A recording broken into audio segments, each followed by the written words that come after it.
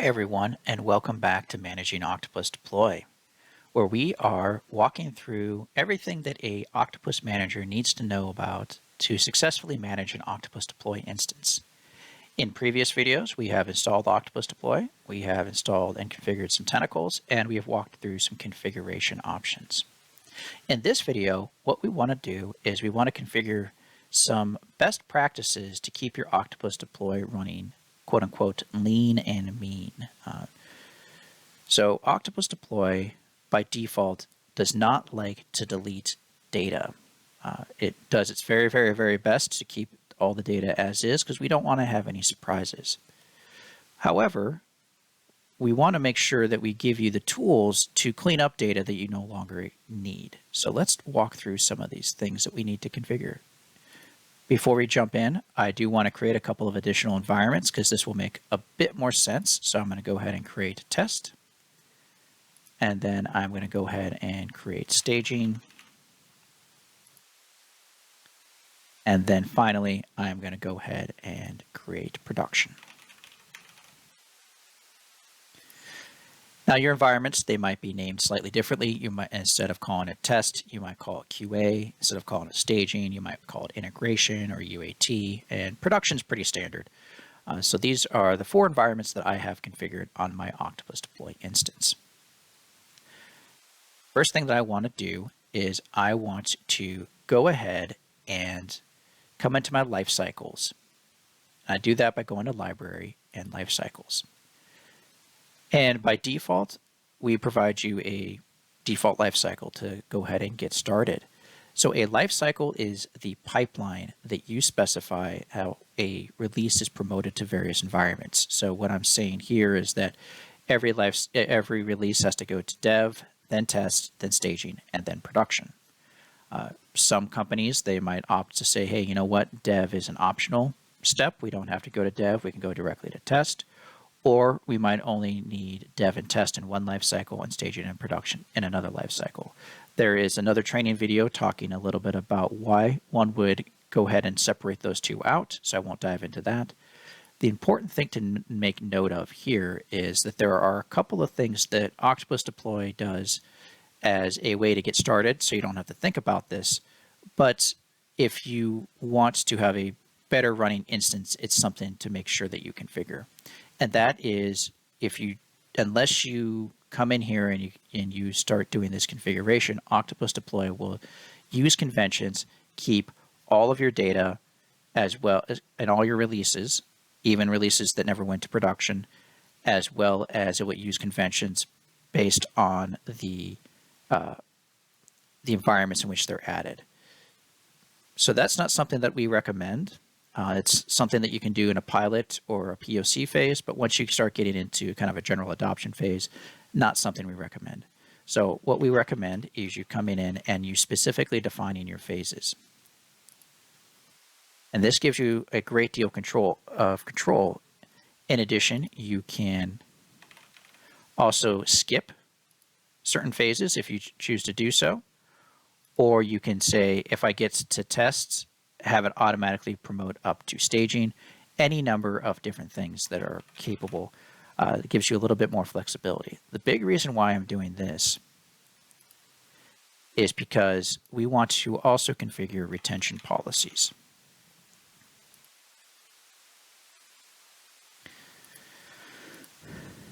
So by default, we will keep every release and we will keep every package extracted on the tentacle.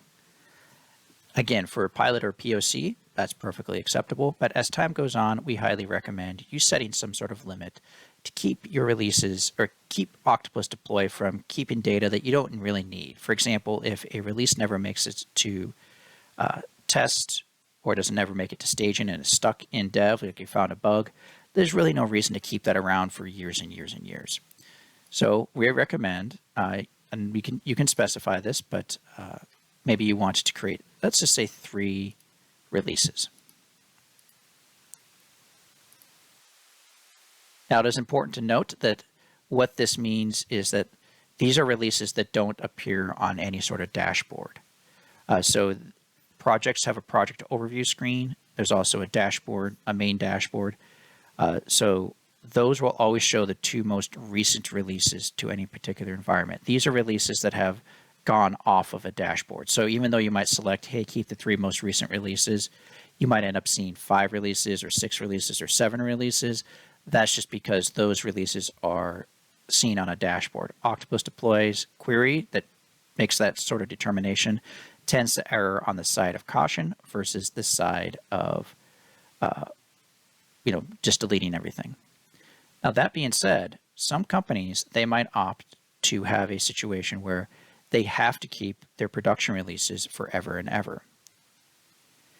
So we can override a retention policy and we can say, for all my production releases, we want to keep those forever. And that's fairly reasonable, especially if you're working in healthcare or finance or government or anything that has any sort of regulation on that. When you go to production, you want to keep all of that release history. But at the same time, you want to make sure you clean up those releases. And what this does is basically says, if a release makes it to production, that release will remain forever. If a release stops in staging and it never is promoted to production, after 3 releases come through, it will start cleaning up the other releases.